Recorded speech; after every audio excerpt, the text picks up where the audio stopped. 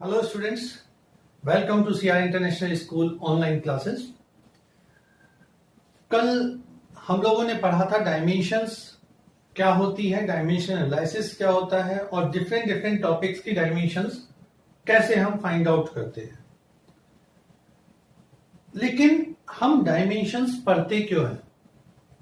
हमारा जो dimension analysis हम कर रहे हैं उसका कॉज क्या है, हम उसे क्यों पढ़ना चाहते हैं, इसका यूज क्या है?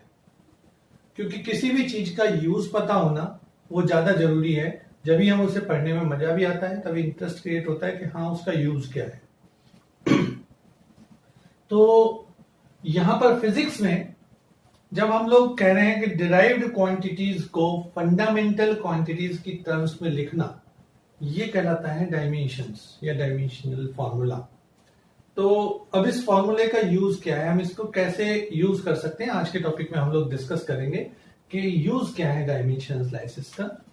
तो फर्स्ट यूज जो हम बात करते हैं, सबसे पहला यूज है convert one unit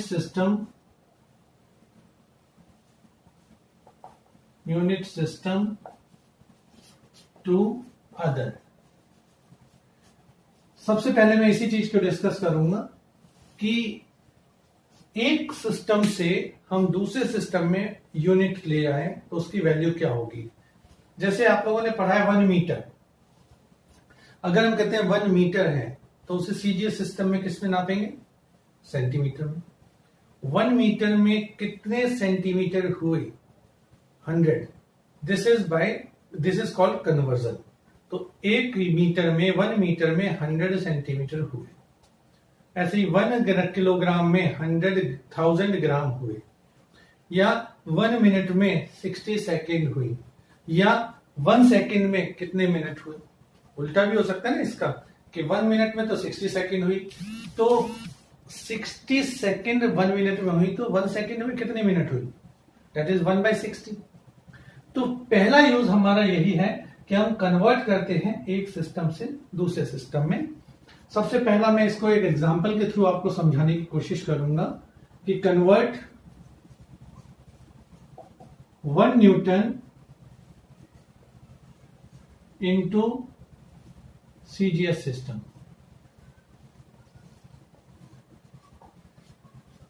convert 1 Newton into CGS system. CGS मतलब लेंथ के लिए सेंटीमीटर, मास के लिए ग्राम और टाइम के लिए सेकंड।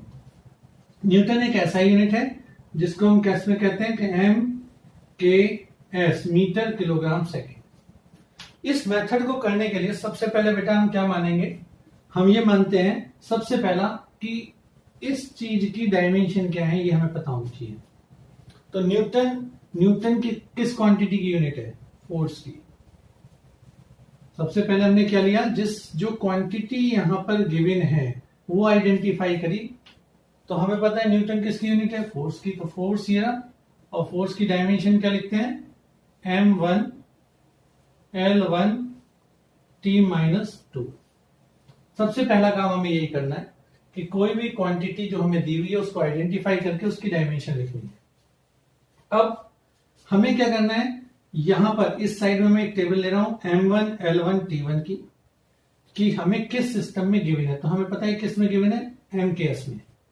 तो सबसे पहले मैंने लिया m1। मास को हम किस में नाप रहे हैं? हम मास को मेजर कर रहे हैं 1 kg में, और 1 kg में बेटा कितने ग्राम? 1000 ग्राम। l1 क्या हुआ? लेंथ को हम लोग मेजर करते हैं यहां पर अभी मीटर में, दैट इज 100 सेंटीमीटर, और टाइम हो गया t1 में 1 सेकेंड। हमको इन्हें कन्वर्ट करना है किसमें? सीजीएस में। तो सीजीएस के लिए m2 कितना होगा? m2 हो जाएगा 1 ग्राम। l2 कितना होगा? 1 सेंटीमीटर, और t2 कितना आएगा? 1 सेकेंड। यहां तक करना। सबसे पहले काम क्या करना है? क्वांटिटी आइडेंटिफाई करनी है। इसकी यूनिट को देखा, यूनिट देख के लगा कि हाँ भाई ये फोर्स है, तो फोर्स लिया, फोर्स की डायमेंशन लिखी। फिर किस सिस्टम से किस में जाना है उसकी वैल्यूज यहां लिखी। अब हम लोग पहले पढ़ चुके हैं कि क्वांटिटी क्या होता है। Quantity is N1 U1 is equals to N2 U2। N1 numeric value in unit first system, यानी ये यूनिट 1 का सिस्टम है। N2 जो हमें वैल्यू निकालनी है यूनिट 2 हमें गिवन है जिसमें करना है। तो यहां से N2 की वैल्यू क्या आएगी बेटा, N2 is equals to N1 U1 upon U2। हमें N2 कैलकुलेट करना है। N1 की वैल्यू क्या है 1, तो 1 न्यूटन, ब्रैकेट में फर्स्ट रखिए M1 अपॉन M2 की पावर 1 है तो डायमेंशन के हिसाब से यहां 1 रखिए। फिर L1 अपॉन L2, यहां डायमेंशन कितनी थी 1, तो मैंने 1 किया। लास्ट T1 अपॉन T2, यहां पावर कितनी है -2। अब इनकी वैल्यूज रख दीजिए। जब हम इनकी वैल्यू रखेंगे क्या आएगी 1 इंटू 1000 अपॉन 1,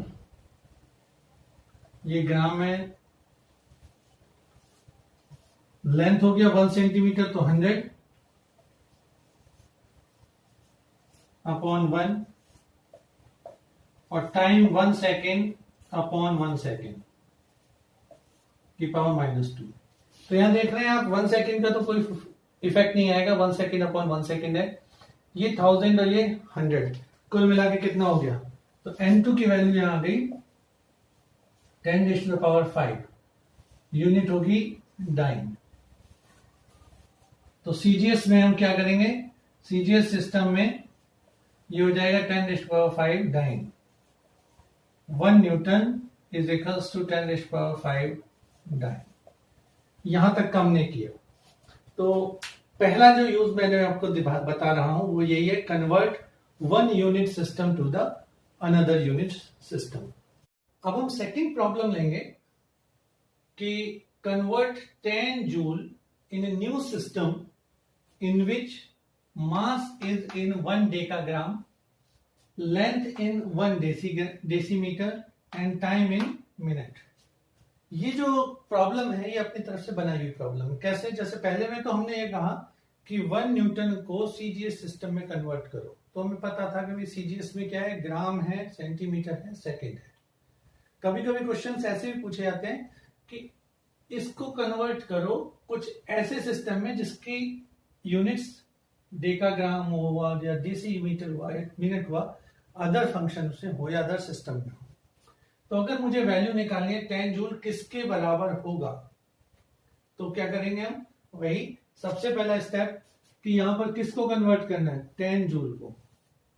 जूल किसकी यूनिट होती है, जूल यूनिट होती है एनर्जी की। तो क्वांटिटी मेरी हो गई एनर्जी, और एनर्जी की डायमेंशन M1 L2 T-2। ठीक है बेटा, सबसे पहले क्या है, जो 10 जूल ये किसकी है, एनर्जी की, M1 L2 T-2। अब सिस्टम जो हमें बनाना है, M1 जूल होती है M केस में, तो इस M1 किस में है, केजी में। और कन्वर्ट किस में करना है, केजी को कन्वर्ट करना है मुझे डेकाग्राम में। तो 1 किलोग्राम में कितने डेकाग्राम होते हैं, 1 किलोग्राम में decagram, yes 100 decagram. L1 length किस में होगी, 1 मीटर। इसको कन्वर्ट किस में करना है, डेसीमीटर में। 1 मीटर में कितने डेसीमीटर हुए, ये भी हमें पता है 10 डेसीमीटर। और टाइम है 1 second, I can write it as 1/60 minute. Convert किस में करना है वो देखते हैं। सिस्टम हमारे पास है M2, ये है 1 decagram, L2 1 decimetre, T2 1 minute. अब हमें वैल्यू निकालनी है कि 10 जूल किसके इक्वल होगा। तो अभी हमने पहले जैसे किया था, N2 ने कैलकुलेट करना है, और N2 की वैल्यू कितनी होगी बेटा, N1 U1 अपॉन U2 कितनी होगी N1 U1 अपॉन U2। अब N1 की वैल्यू है 10, U1 के लिए आप लिखेंगे जो डायमेंशन है U1 अपॉन U2 के लिए M1 upon M2 power 1, L1 upon L2 power 2, T1 upon T2 power -2। इनकी वैल्यूज रख दीजिए। 10, M1 की वैल्यू कितनी है 100 decagram,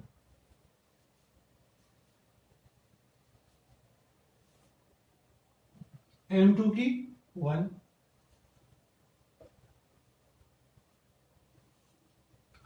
L1 10 decimetre,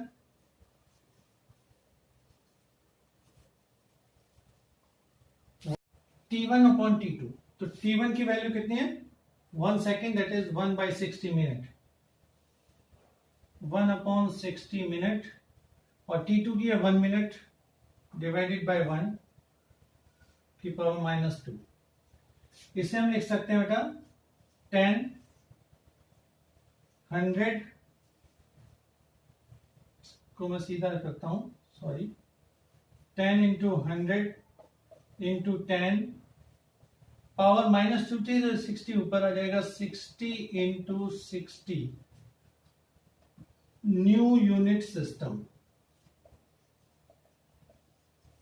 new unit system. अगर हमारी सिस्टम सीजीएस या वैसे नहीं है तो हम न्यू यूनिट सिस्टम लिख देते हैं। क्या आएगा 6636 1 2 3 4 5 6 into 10 raise to the power 6 या 3.6 into 10 raise to the power 7 new unit system. यहां मैंने आपको दिखाया कि 10 न्यूटन थे, 10 जूल थे, और 10 जूल को जब हम कन्वर्ट करते हैं अपने सिस्टम में, जिसकी मैंने बताया मास डेकाग्राम में है, लेंथ डेसीमीटर में है, टाइम मिनट में है, तो जब कन्वर्ट करेंगे तो क्या आएगा 3.6 इंटू 10⁻7 न्यू यूनिट सिस्टम। तो बेटा इस मेथड से हम लोग एक यूनिट कन्वर्सन से दूसरी यूनिट तक जा सकते हैं। तो आप लोग इसको प्रैक्टिस कीजिएगा। नेक्स्ट वीडियो में हम लोग डिस्कस करेंगे टू डिराइव द रिलेशन, कैसे हम डायमेंशनल एनालिसिस की हेल्प से किसी भी रिलेशन को डिराइव कर सकते हैं। Thank you.